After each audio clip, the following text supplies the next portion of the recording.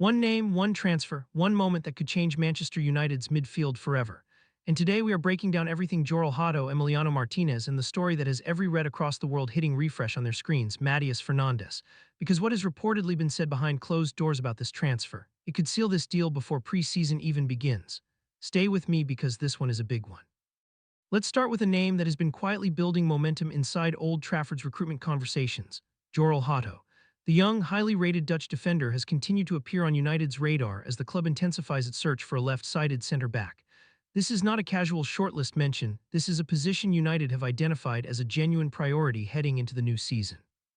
With both Premier League demands and Champions League football returning to Old Trafford, the club cannot afford gaps in defensive depth. Hato offers exactly the profile United's recruitment team are targeting: composure in possession, defensive reliability, and the ceiling of a player who has barely scratched his potential. He is not a panic signing. He is the kind of calculated addition that defines serious clubs in serious windows. Now before we move to the story you are all here for, if you are watching this on United Flow and you have not yet subscribed, this is your moment. We cover every major Manchester United transfer story as it breaks, no filler, no clickbait, just straight, honest analysis for real Reds. Hit that subscribe button and the bell icon right now. It keeps this community alive and helps United Flow grow into the channel every United fan deserves. Now let's keep going. The second story worth your attention involves Aston Villa goalkeeper Emiliano Martinez. Reports have emerged linking United to the Argentine World Cup winner, and while the level of interest remains speculative at this stage, the fact that his name is appearing in United transfer discussions is telling in itself. United's long-term goalkeeping situation has carried uncertainty for some time now, and the club appears to be monitoring options rather than committing to any immediate move. This is not a transfer that appears close, but it is one worth tracking. United haven't committed yet, but they're clearly not fully settled on their current options between the posts. The Martinez situation is a slow burn story, but slow burn stories have a habit of catching fire when transfer windows hit their final weeks. But neither of those stories is why you clicked on this video. Let's talk about Mattius Fernandez. This is Manchester United's #1 midfield target this summer. Full stop. Fernandez is 21 years old, Portuguese, and has been on United's radar for a significant period.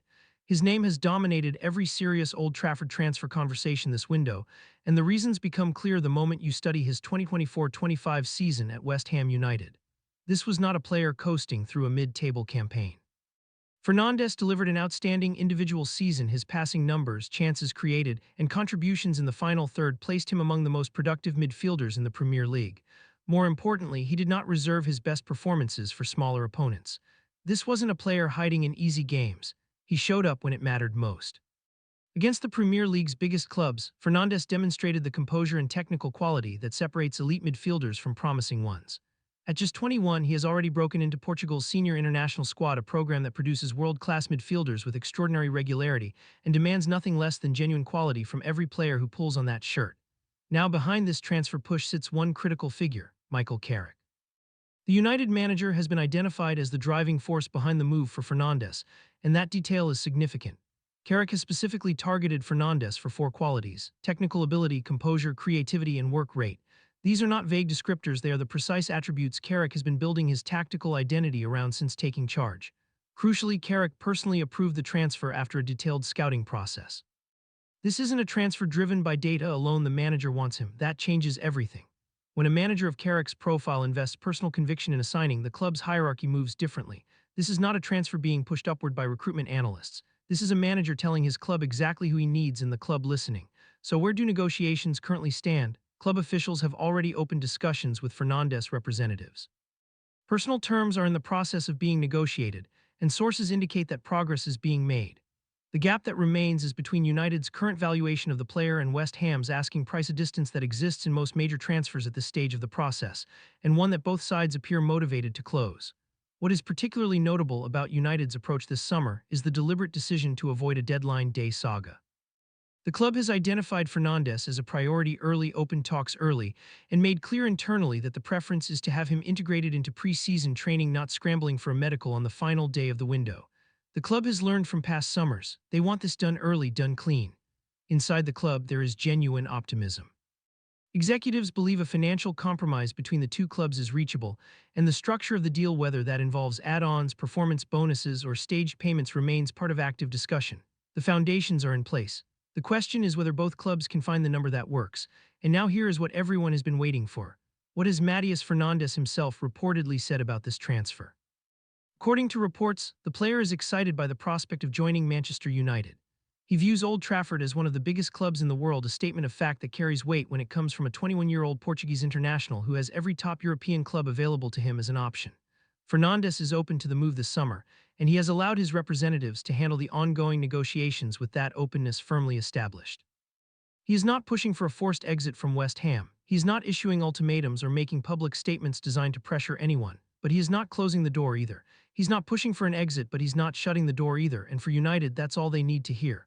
In transfer negotiations, a player's attitude is often the deciding variable. Clubs can negotiate fees for months. But when a player of this quality signals openness to a specific destination, the dynamic shifts. United now know what Fernandes wants. That knowledge is an advantage. The football case for this transfer is straightforward.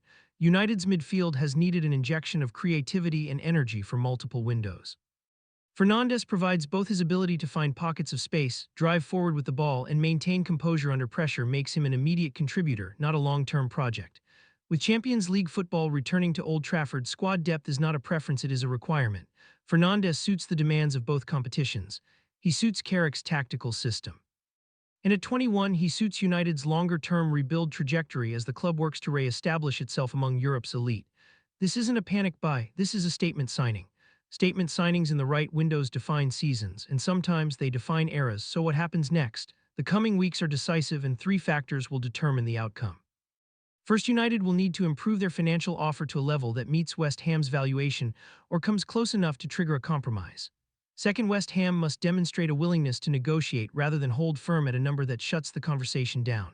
Third, and perhaps most critically, whether Fernandes' camp applies any degree of clarity or urgency to the situation. If the player's representatives signal a preference for resolution before pre-season, the timeline accelerates significantly. If this transfer is completed, it does not exist in isolation. It reshapes United's summer, entirely freeing the club to target other positions with confidence, signaling to the market that United are operating with intent, and providing Carrick with the midfield foundation he has been building toward. If United pull this off, and right now, the signs are encouraging, this could be the transfer that defines their summer. This is United Flow, and if you have made it this far, you are exactly the kind of United fan this channel was built for. Real analysis, real stories, no noise. If this coverage has given you something valuable today, please leave a like on this video. It takes 2 seconds, and it makes a genuine difference for an independent channel. Drop your prediction in the comments. Does this Fernandes deal get done before pre-season? And if you are not yet subscribed to United Flow, now is the time. Hit subscribe and turn on notifications because this window is moving fast, and so are we. Come on, United.